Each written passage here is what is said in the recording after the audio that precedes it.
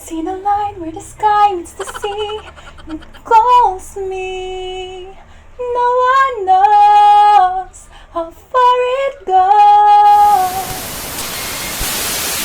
Hey, it's me, A with a C and a double E. Sorry, may welcoming remarks na ako. Hulaan niyo kung ano ang gagawin kong look today. Pero bago ang lahat, mag-joke muna ako. Kahit corny, tawa na lang kayo. So, knock knock! Who's there? Moana. Moana who? Moana bang pag-ibig sa puso mo at di mo na kailangan. Oh, di ba? Siguro alam niyo na kung sino yung gagawin ko. I'm going to do Moana look. So, nirequest niya sa akin to. And let's try! Ano pa bang hinihintay natin? Simulan na natin! If you have a medium or light skin, use a darker foundation kasi si Moana ay medyo morena. So, we're going to achieve the color of her skin. In this highlight, in-emphasize ko yung tip of the nose kasi medyo mabilog yung ilong ni Moana. We're going to blend it with a sponge, of course. And we're going to set it with a medium tone powder. I'm using Benefit Cheek Parade. So, ito na rin gagamitin ko for contour. I'm going to contour the forehead and the cheeks. We're going to emphasize the cheekbone kasi medyo mabilog din yung cheekbone ni Moana. Ayan, kita nyo naman.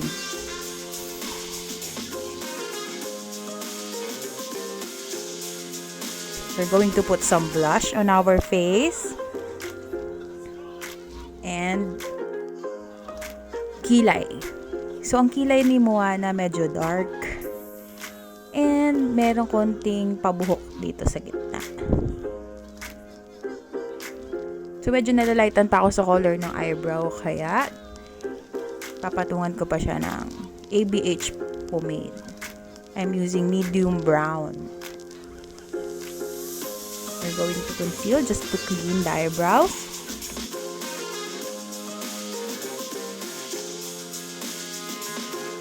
And blend it, of course.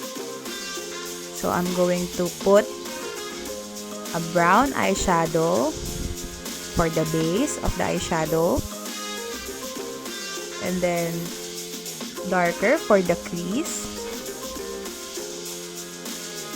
Hindi naman natin kailangan ng makapal na makeup kasi si Moana hindi naman siya naka-heavy makeup.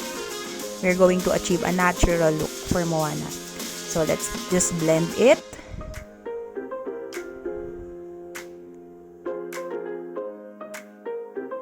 And then, a white eyeliner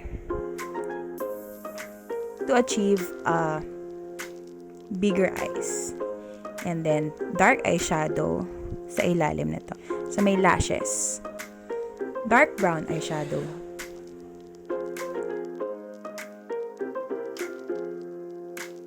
We're not going to make a cat eye here. We're just going to put eyeliner sa ibabaw. And then, put some mascara. And black eyeliner dun sa upper lashes. So, fast forward, naglagay na po ako ng false eyelashes. I'm going to contour the nose to emphasize medyo round na ilong ni Moana. You can see naman paano ko siya ginagawa. And then, let's highlight. Yung noo, na ayan, napasobra ng highlight. Parang pwede nang gawing reflector. Sige, highlight pa. Ayan. Nagbabounce na yung araw. Yan, bawas-bawas ka tuloy. Yan, sige. Kaya mag-highlight, no? Te. So, balikan ko lang konti yung cheekbone.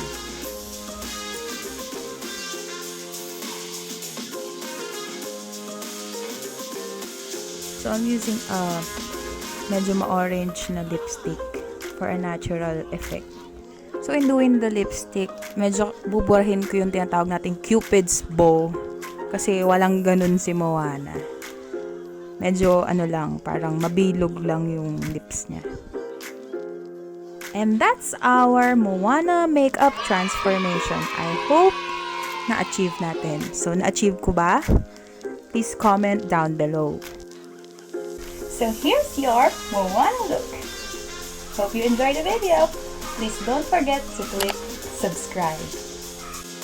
If you have any suggestions for my next makeup video, feel free to comment down below. Thank you!